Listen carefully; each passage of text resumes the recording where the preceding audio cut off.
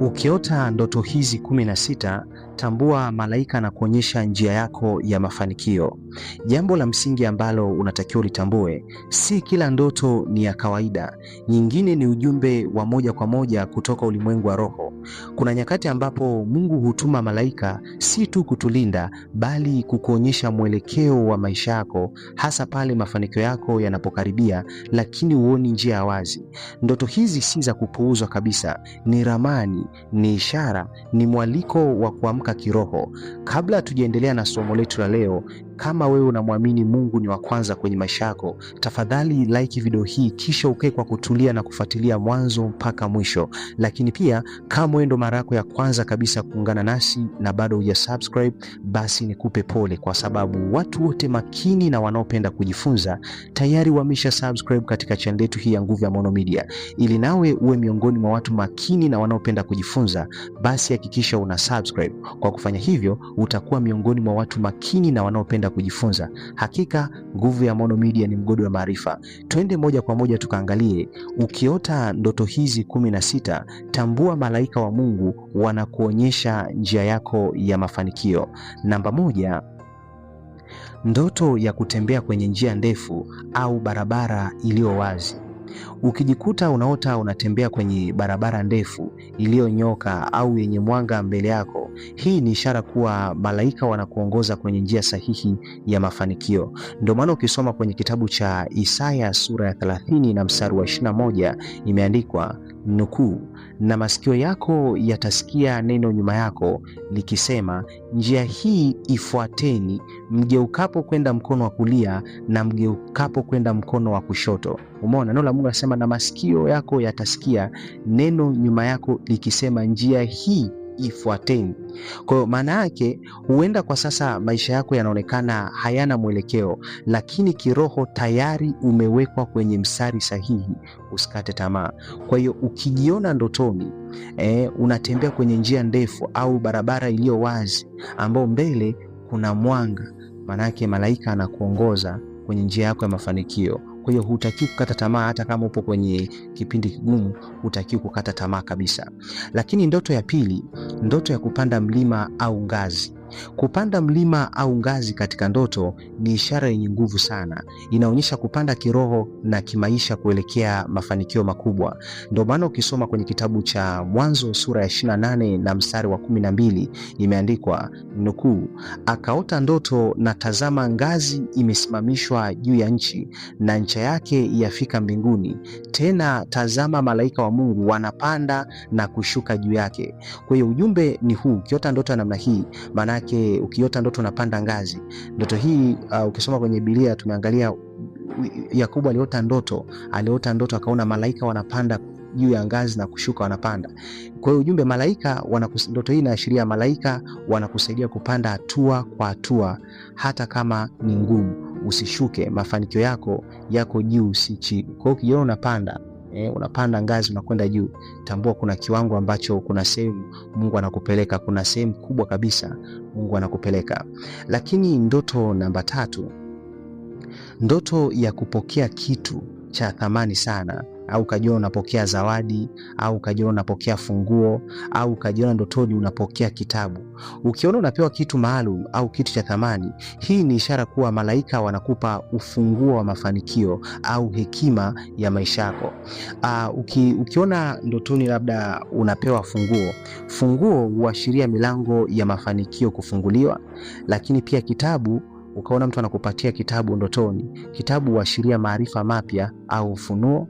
Lakini ukiona unapatiwa zawadi huashiria baraka iliyofichwa inakuja. Kwa hiyo usipuuze vipaji vyako au mawazo mapya. Hii ndio njia ya mafanikio yako. Kwa hiyo baada ya kuota ndoto hii, hutakiwi kupuuza kipaji chako au hautakiwi kupuuza mawazo yako mapya, mawazo yale yanayokuja. Hiyo ndio njia ya mafanikio yako.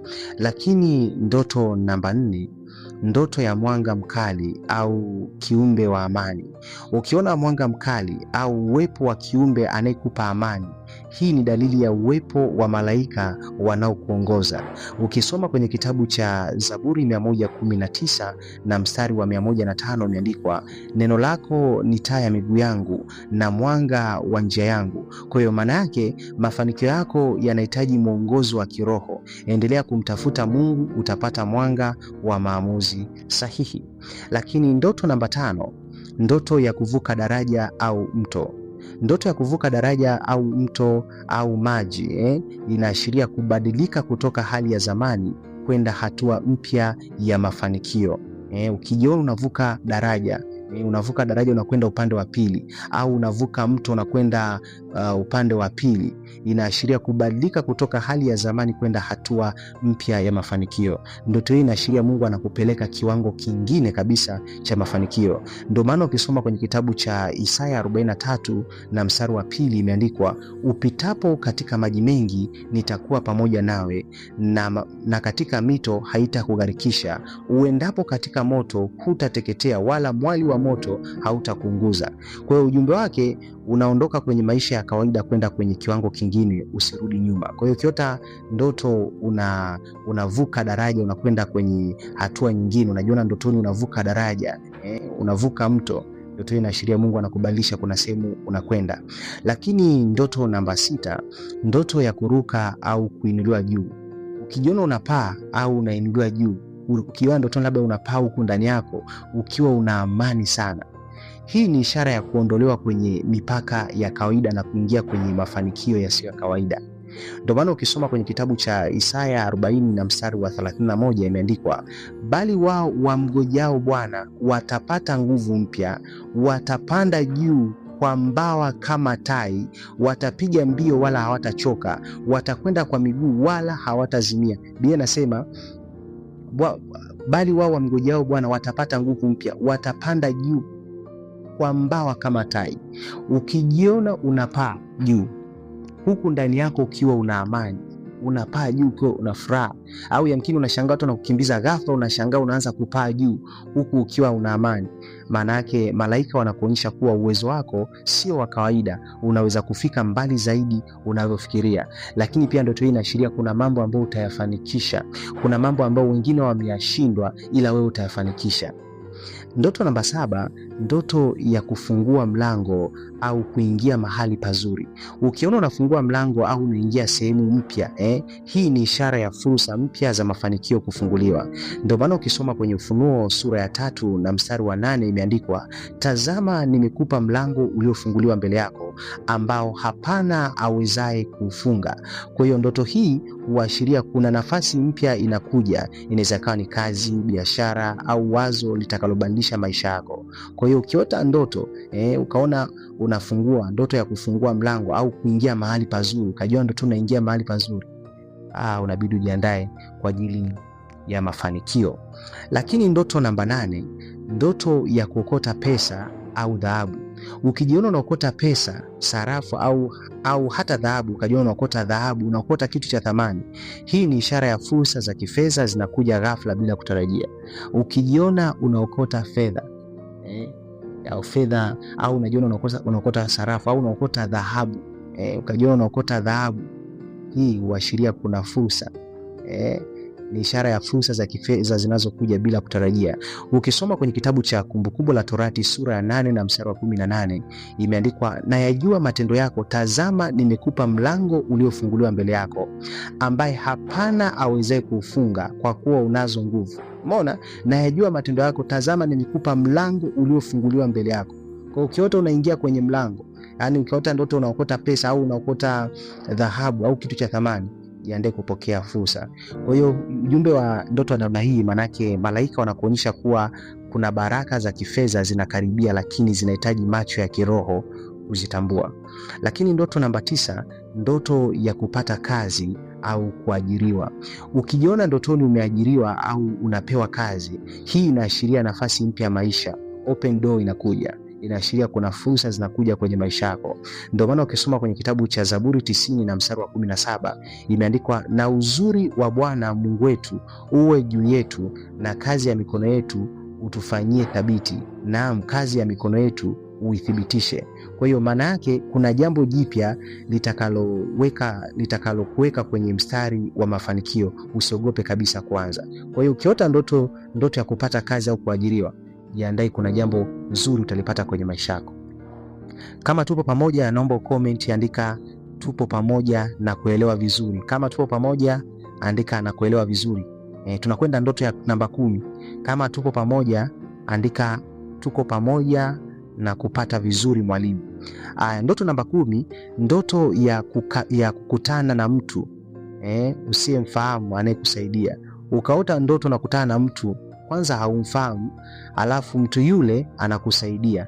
Ukiona mtu usiyemjua anakusaidia kwa namna ya ajabu, huyu anaweza kuwa ni mjumbe wa kiroho, yani malaika au msaada uliotumwa. Ndio maana ukisoma kwenye kitabu cha Waebrania sura ya 13 na mstari wa 2 imeandikwa, wengine wamewakaribisha malaika pasipo kujua. Kwa hiyo ujumbe wake ni mafanikio yako yatakayokuja peke yako. Mungu atatuma mafanikio yako, hayatakuja. Ndoto hii inaashiria, ukiona mtu anakuja na kusaidia, maana yake ndoto hii inaashiria mafanikio yako hayatakuja peke yako. Mungu atatuma watu sahihi kwenye maisha yako. Ukiona mtu anakusaidia, basi tambua Mungu atawaleta watu sahihi kwenye maisha yako kwa lengo la kukusaidia. Ndoto ya 11, ndoto ya kuvuna mazao mengi. Hii ndoto waga nzuri sana. Ndoto ya kuvuna mazao mengi. Ukijiona unavuna sana shambani, hii ni ishara ya mavuno ya jitihada zako, mafanikio yako. Hii ni ishara ya mavuno ya jitihada zako, mafanikio ya kazi yako. Ndio maana ukisoma kwenye kitabu cha Wagalatia sura ya 6 na mstari wa 9 imeandikwa, tutavuna kwa wakati wake tusipozimia roho. Maana yake kile ulichopanda kwa muda mrefu kinaanza kutoa matunda. Maana yake utapokea matokeo ya kazi ya mikono yako. Ukijiona unavuna, inaashiria ile jambo ambalo unalifanya litakupatia matokeo. Ndoto namba 12, yes, naomba endelea kucomment chini, andika na kupata vizuri. Wewe unanisikiliza, naomba comment chini, andika na kupata vizuri mwalimu. Ndoto namba 12, ndoto ya kula chakula kitamu na watu. Ukajiona unakula chakula kitamu na watu, ukijiona unakula chakula kizuri hasa na watu wengine, inaonyesha ushirika wa baraka na maisha yenye utoshelevu. Ndio maana ukisoma kwenye kitabu cha Zaburi 23 na mstari wa 5 imeandikwa, waandaa meza mbele yangu. Kwa hiyo ujumbe wake, mafanikio yako yatakuja pamoja na amani, furaha na kushirikiana na wengine. Ndoto namba 13, ndoto ya kuvaa nguo mpya au nzuri. Ukijiona umevaa mavazi mapya, safi au ya kifahari, hii ni ishara ya mabadiliko ya hadhi ya maisha yako mapya yenye mafanikio. Ndio maana ukisoma kwenye kitabu cha Isaya 61 na mstari wa 10 imeandika, amenivika mavazi ya wokovu. Maana yake unahamishwa kutoka hali ya zamani kwenda kiwango kipya kabisa. Hii ndoto ukijiona umevaa nguo nzuri, nguo mpya. Ndoto namba 14, ndoto ya kujiona ndani ya nyumba nzuri au kubwa. Ukiona unaishi au unaingia kwenye nyumba nzuri, inaashiria utulivu, mafanikio ya kifamilia na ustawi wa maisha. Ndio maana ukisoma kwenye kitabu cha Yohana sura ya 14 na mstari wa 2 imeandikwa, nyumbani mwa Baba yangu mna makao mengi. Kwa hiyo ujumbe wake, Mungu anakutengenezea nafasi ya utulivu na mafanikio ya kudumu. Ndoto namba 15, ndoto ya kupata cheti. Ukajiona ndoto unapata cheti, tuzo au kutambuliwa. Ukiona unapokea cheti au unatambuliwa mbele za watu, hii ni ishara ya kufanikiwa na kuheshimiwa hadharani. Ndio maana ukisoma kwenye kitabu cha Mithali 22 na mstari wa 29 imeandikwa, je, wamuona mtu mwenye bidii katika kazi zake? Huyo atasimama mbele ya wafalme, hata simama mbele ya watu wasio na cheo. Kwa hiyo ukijiona ndotoni unapata cheti au unapewa tuzo au unatambuliwa, ndoto hii ni ishara ya kufanikiwa na kuheshimiwa hadharani. Ndio maana kwenye kitabu cha Mithali 22 na mstari wa 29 imeandikwa, je, wamuona mtu huyo mwenye bidii katika kazi zake? Huyo atasimama mbele ya wafalme, hata simama mbele ya watu wasio na cheo. Kwa hiyo maana yake jitihada zako zitaleta matokeo yanayoonekana wazi kwa wengine. Lakini ndoto ya 16, ndoto ya kupanda gari au kusafiri kwa haraka. Ukijiona unasafiri kwa gari, ndege au kwa kasi, Hii inaonyesha kuharakishwa kwa mafanikio yako.